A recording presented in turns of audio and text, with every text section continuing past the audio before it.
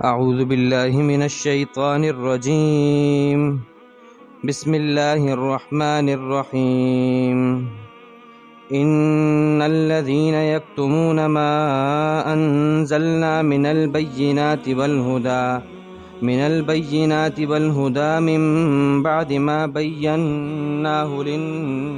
بعد ما بيناه للناس في الكتاب أولئك يلعنهم الله ويلعنهم اللاعنون إلا الذين تابوا وأصلحوا وبينوا فأولئك أتوب عليهم وأنا التواب الرحيم إن الذين كفروا وماتوا وهم كفار أولئك عليهم لعنة الله والملائكة والناس أجمعين خالدين فيها لا يخفف عنهم العذاب ولا هم ينظرون صدق اللہ العظیم رب اشرح لي صدری ويسر لي امری واحلل عقدۃ من لسانی یفقهوا قولی۔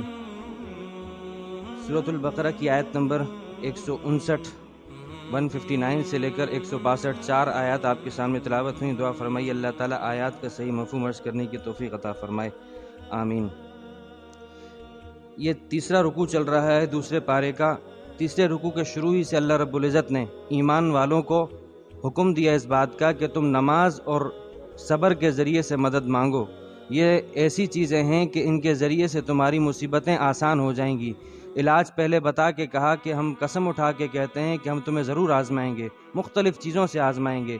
تو ایک تو آزمائش کا پہلے سے بتا دیا، اگر اچانک سے بغیر بتائے آزمائش آتی تو زیادہ مشکل ہوتی، لیکن اللہ نے پہلے سے بتا دیا۔ اور پھر اس کا علاج بھی بتا دیا کہ دیکھو مصیبت کے پڑھنے پر انا للہ و انا الیہ راجعون پڑھ لو گے تو مصیبت ہلکی ہو جائے گی۔ اور صرف ایسا نہیں کہ پڑھنے سے صرف مصیبت ہلکی ہوگی، بلکہ ہم خوشخبری سناتے ہیں تمہیں کہ ایسا کرنے پر تمہیں اللہ کی طرف سے شاباشی ملے گی، اللہ کی طرف سے رحمت ملے گی، اور تم ہی ہدایت پر ہوگے کہ باقی لوگ تو صبر کے موقع پر مصیبت کے آنے پر اول فول بول دیتے ہیں، لیکن تم صبر کے موقع اس موقع پر انا للہ و انا الیہ راجعون پڑھتے ہو تو گویا کہ تم ہی ہدایت یافتہ ہو۔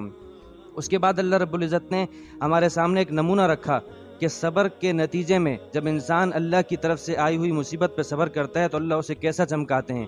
اللہ نے حضرت ہاجرہ علیہ السلام کی مصیبت کو ذکر کیا کہ جب اللہ تعالیٰ نے ان کی آزمائش کو ذکر کیا کہ کس طریقے سے انہوں نے اپنے بچے کو دودھ پلانے کے لیے انہوں نے صفا اور مروہ کے درمیان چکر لگائے، تو اللہ تعالیٰ نے صفا اور مروہ کے چکر کو رہتی دنیا تک آنے والے مسلمانوں کے لیے لازم کر دیا کہ تم میں سے جو بھی کوئی حج یا عمرہ کرے تو میری بندی ہاجرہ نے جو صبر کے موقع پر یہ چکر لگائے تھے اس چکروں کو زندہ کرے۔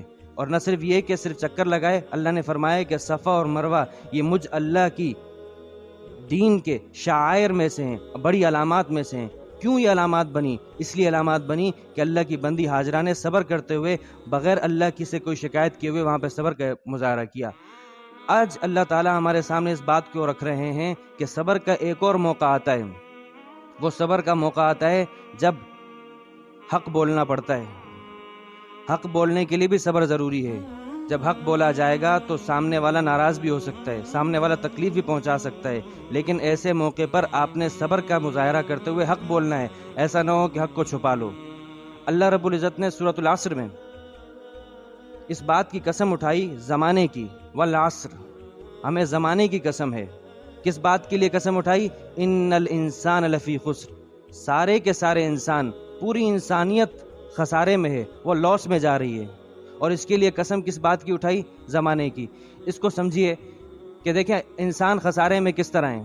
اگر حکومت آج اعلان کر دے کہ اس وقت جو آپ کے پاس 1000 روپے کے نوٹ ہیں یہ سارے کے سارے 15 دن کے بعد یہ ان کی جو ویلیڈیشن ہے وہ ختم ہو جائے گی، تو چنانچہ جس کے پاس لاکھوں کروڑوں روپے رکھے ہوئے ہوں اور وہ ان کو خرچ نہیں کر رہا تو اس کا ہر دن گزر رہا ہے، وہ ہر دن لاس میں جا رہے ہیں۔ تو اللہ فرما رہے ہیں کہ دیکھو اس دنیا میں ہم نے تمہیں اختیار دیا ہے، تم نیکیوں کے ذریعے سے، نیکیوں کی کرنسی سے تم جنت کما سکتے ہو، لیکن ہر وقت تمہارے دن، تمہارے ہفتے، تمہارے مہینے کم ہو رہے ہیں، تمہاری زندگی برف کی طرح پگھل رہی ہے، تو تم خسارے میں جا رہے ہو۔ اس خسارے کے بتانے کے لیے اللہ نے زمانے کی قسم اٹھائی، تم پوری دنیا کو دیکھ لو، सब लोग دنیا داری میں لگے ہوئے ہیں، سب لوگ اپنے ہی اس میں لگ کر اپنا نقصان کر رہے ہیں۔ چنانچہ ہر انسان خسارے میں، صرف چند لوگ ایسے ہیں جو کہ خسارے میں نہیں ہیں۔ جو خسارے میں نہیں ہیں ان کے اللہ نے 4 اوصاف بیان کی، یہ 4 قسم کے لوگ ہیں۔ فرمایا سب سے پہلے تو یہ ایمان لاتے ہیں، الا الذین آمنوا، ایمان لا کر اپنے آپ کو جہنم سے بچاتے ہیں۔ دوسرا اعمال صالحہ کرتے ہیں، جس چیز پر ایمان لائے، اللہ پر ایمان لائے تو اللہ کو راضی کرنے کی کوشش کی، اگر آخرت پر ایمان لائے ہیں، قیامت پر، اگر جہنم پر ایمان لائے ہیں تو جہنم سے بچنے والے اعمال کرتے ہیں، جہنم لے جانے والے اعمال سے بچتے ہیں، اگر جنت پر ایمان لائے ہیں تو جنت والے اعمال کرتے ہیں، تو اعمال صالحہ کرتے ہیں۔ اس کے بعد یہی حق ہے، ایمان اور عمل صالح یہی حق ہے، اور صرف یہی نہیں کہ خود کرتے ہیں، وتواصوا بالحق، ایک دوسرے کو تلقین کرتے ہیں، نماز پڑھنے کی، روزہ رکھنے کی، زکوٰۃ دینے کی، گناہوں سے بچنے کی۔ تو جو دوسروں کو حق کی تلقین کرتے ہیں، اب جب حق کی تلقین کی جائے گی تو حق کے ساتھ صبر جڑا ہوا ہے۔ جب آپ حق کی تلقین کرو گے، حق پہ رہو گے، تو ظاہر سی بات ہے نماز پڑھنے میں آپ کو صبر کا مظاہرہ کرنا پڑے گا۔ اس لیے چوتھا کام یہ کرتے ہیں کہ ایک دوسرے کو صبر کی تلقین کرتے ہیں۔ تو حق اور صبر یہ دونوں ساتھ ساتھ چلتے ہیں، اس لیے پہلے صبر کا حکم دیا، اب کہہ رہے ہیں کہ حق نہیں چھپانا، حق پر جمے رہنا۔ اللہ فرماتے ہیں ان الذین یکتمون ما انزلنا من البینات والہدی، بے شک وہ لوگ جو چھپا رہے ہیں ان واضح قسم کی نشانیوں اور آیات کو جو ہم نے نازل کی ہیں۔ اللہ فرما رہے ہیں میں نے یہ بات نازل کی کہ سود حرام ہے، میں نے یہ بات نازل کی کہ زنا حرام ہے، بد نظری حرام ہے، یہ سب کے سب واضح قسم کے۔ اب اگر کوئی آدمی سامنے والے کو دیکھ کر کہ چونکہ اگر میں نے حق بولا تو ہو سکتا ہے یہ جو مجھے چندہ دیتا ہے، جو مجھے نذرانہ دیتا ہے، جو اس کا میرے ساتھ تعلق ہے، یہ تعلق خراب ہو جائے گا، تو گویا کہ یوں سمجھ لیجئے چھپاتا وہ حق کو وہ چھپائے گا جس کے پاس حق ہوگا۔ معلوم ہوا کہ جو جانتا ہے اور جاننے والا، سیدھی سی بات ہے مولوی اور عالم، یہ آیت اس کو کہہ رہی ہے کہ جو کوئی واضح قسم کی نشانیوں کے آ جانے کے بعد اللہ کی واضح نشانیاں ہیں اپنی ذات کے اندر، ان کو چھپا رہا ہے اس لیے کہ کہیں سامنے والا ناراض نہ ہو جائے، اور والہدا، وہ اپنی ذات میں دوسروں کے لیے ہدایت ہے۔ اور کب چھپا رہا ہے؟ من بعد ما بیناہ للناس، اس وقت کہ جب اللہ فرماتے ہیں ہم نے لوگوں کے سامنے کھول کھول کے ہر چیز بیان کر دی ہے، پھر بھی یہ چھپا رہا ہے۔ اور کہاں بیان کی ہے ہم نے؟ کتاب کے اندر، تورات، زبور، انجیل، قرآن میں ہر جگہ اللہ نے حق کھول کے بیان کر دیا ہے۔ یہ آیات بالخصوص ان یہودیوں کے بارے میں نازل ہوئی تھیں کہ جو یہودی آپ علیہ الصلاۃ والسلام کی خصوصیات اور اوصاف تورات میں موجود تھیں، لیکن پھر بھی چھپاتے تھے کہ اگر چھپا دیں، اگر بیان کر دیں تو لوگ ہماری یہودیت کو چھوڑ کر اسلام میں چلے جائیں گے، اور نتیجتاً ہماری جو چودراہٹ کام ہے، ہمیں جو نظر و نیاز ملتی ہیں وہ سب بند ہو جائیں گی، لہٰذا اس حق کو چھپایا۔ اللہ فرماتے ہیں جو حق کو چھپا رہا ہے اس کے بعد کہ ہم نے حق کو واضح کر دیا ہے تو ان کا کیا انجام ہوگا؟ اولئک یلعنہم اللہ ویلعنہم اللاعنون۔ دیکھیے اللہ فرماتے ہیں یہ وہ لوگ ہیں کہ اللہ ان کے اوپر لعنت کرتا ہے اور تمام لعنت کرنے والے ان کے اوپر لعنت کرتے ہیں۔ آپ 2 منٹ یہاں اندازہ کیجئے، جو صبر کرنے والے ہیں جن کا ذکر اللہ نے فرمایا تھا کہ جو انا للہ و انا الیہ راجعون پڑھتے ہیں، ان کے جواب میں اللہ فرمایا تھا یہ وہ لوگ ہیں اولئک علیہم صلوات من ربہم، جو ان مصیبت کے پڑھنے پر، حق گوئی پر تکلیف پہنچتی ہے تو انا للہ و انا الیہ راجعون پڑھتے ہیں لیکن حق بولتے ہیں، تو ایسے لوگوں کو اللہ تعالیٰ فرما رہے ہیں ان لوگوں کے لیے ہماری شاباشی ہے۔ تو ان کو شاباشی مل رہی ہے، انہیں کیا مل رہی ہے؟ لعنت۔ اب لعنت کیا ہے؟ اللہ کی لعنت کیا ہے؟ اللہ کسی کو اپنی رحمت سے دور کر دے، یہ اللہ کی لعنت ہے، اور اللہ کی رحمت معمولی چیز نہیں ہے، پوری دنیا اللہ کی رحمت سے چل رہی ہے۔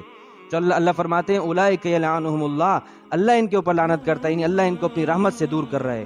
اور صرف اللہ ہی نہیں بلکہ سارے کے سارے دنیا میں جو کوئی لعنت کرتا ہے وہ سارے کے سارے اس کے اوپر لعنت کرتے ہیں۔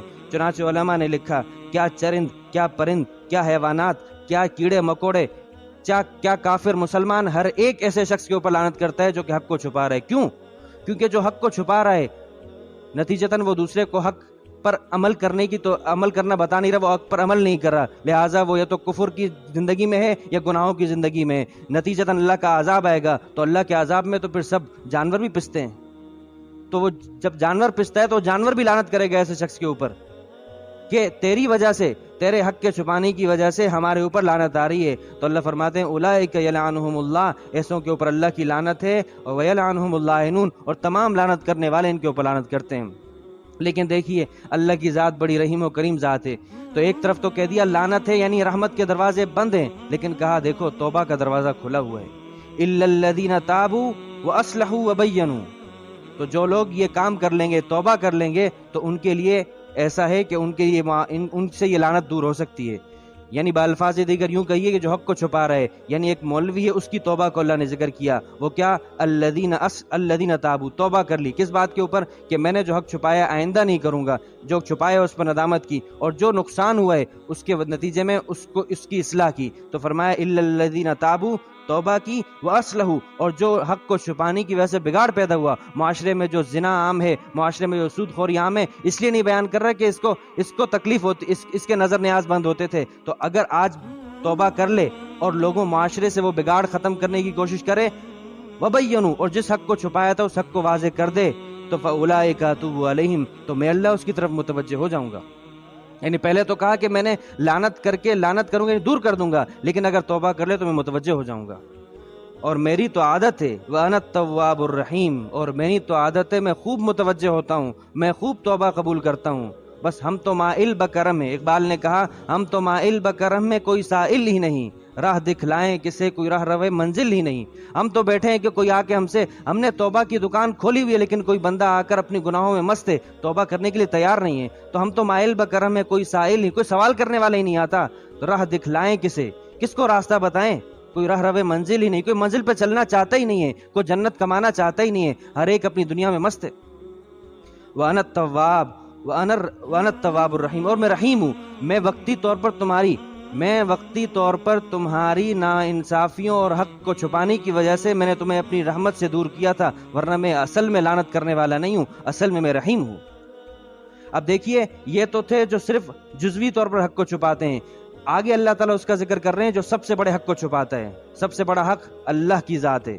جو اللہ کے حق کو چھپا رہا ہے یعنی کافر، اللہ فرماتے ہیں ان الذین کفروا، جن لوگوں نے کفر کو اختیار کیا، وماتوا وہم کفار، اور اسی کفر کی حالت پر مرے، تو انہوں نے سب سے بڑے حق کو چھپایا. اللہ نے اپنی ذات کو نظروں سے اوجھل رکھا ہے، لیکن اللہ نے اپنی ذات کے ہونے کے اوپر دنیا کے بھر کے دلائل، پوری دنیا کا نظام اللہ کے ہونے پر ہے. بس اللہ نے اپنے آپ کو اوجھل رکھا تاکہ ہمارا امتحان ہو.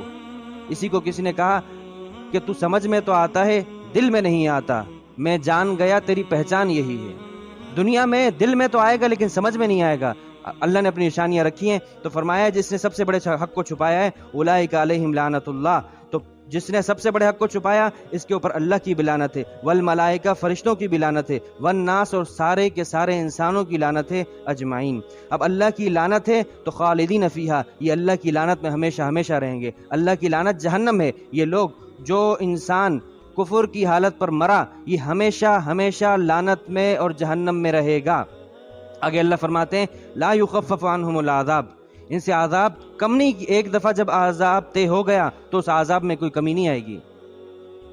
سورہ مومن 24ویں پارے میں اللہ تعالیٰ نے جہنمیوں کا ایک مکالمہ نقل کیا ہے کہ جہنمی کیا کہیں گے جب جہنم میں جا چکے ہوں گے. کہیں گے وقال الذین فی النار، جو جہنم میں ہیں وہ لخزنۃ جہنم، جہنم کے داروغوں سے، جو وہاں انچارج ہیں، ان کا ایک ہیڈ ہے مالک، اس کی ٹیم سے کہیں گے ادعوا ربکم، اپنے رب سے دعا کرو، یخفف عنا یوما من العذاب، کہ تمہارا رب ہم سے صرف ایک دن عذاب کم کر دے. ختم کرنے کی بات نہیں کی، صرف کہا ایک دن عذاب کم کر دے. تو وہ فرشتے کہیں گے قالوا اولم تأتک رسلکم بالبینات، کیا تمہارے پاس پیغام پہنچانے والے ہماری واضح نشانیاں لے کر نہیں آئے تھے؟ کہیں گے قالوا بلا، لے کر آئے تھے. تو کہا جب لے کر آئے تھے نہیں مانا تو فدعوا، یہاں پکارتے رہو، جس کو پکارنا ہے پکارتے رہو، تمہاری پکار نہیں سنی جائے گی. کیا جب پکار سننے کا وقت تھا اس وقت تو تم اپنی مستی میں تھے. آج کچھ نہیں ہوگا، آج عذاب کم بھی نہیں ہوگا. تو ولا یخفف عنہم العذاب، ان سے عذاب کم نہیں ہوگا، ولا هم ينظرون، اور ان کی طرف دیکھا بھی نہیں جائے گا.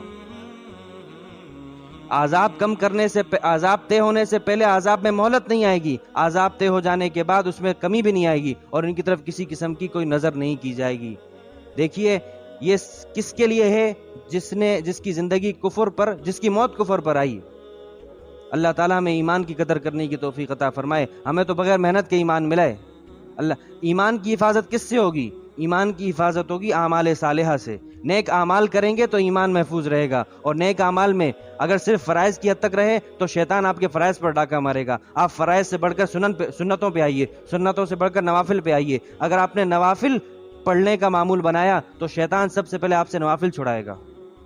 آپ نے نوافل چھوڑ دیے تو سنتیں چھڑوائے گا, سنتیں چھوڑ دی تو فرائض چھڑوائے گا, فرائض چھڑوا دیے تو اب اس کے لیے صرف اور صرف ایمان باقی رہ گیا آپ کے پاس. اب ایمان, اب ایک آدمی صرف ایمان کے سہارے جی رہا ہو تو شیطان کے پاس ایک ہی چیز رہ گئی آپ سے لینے کے لیے, ایمان.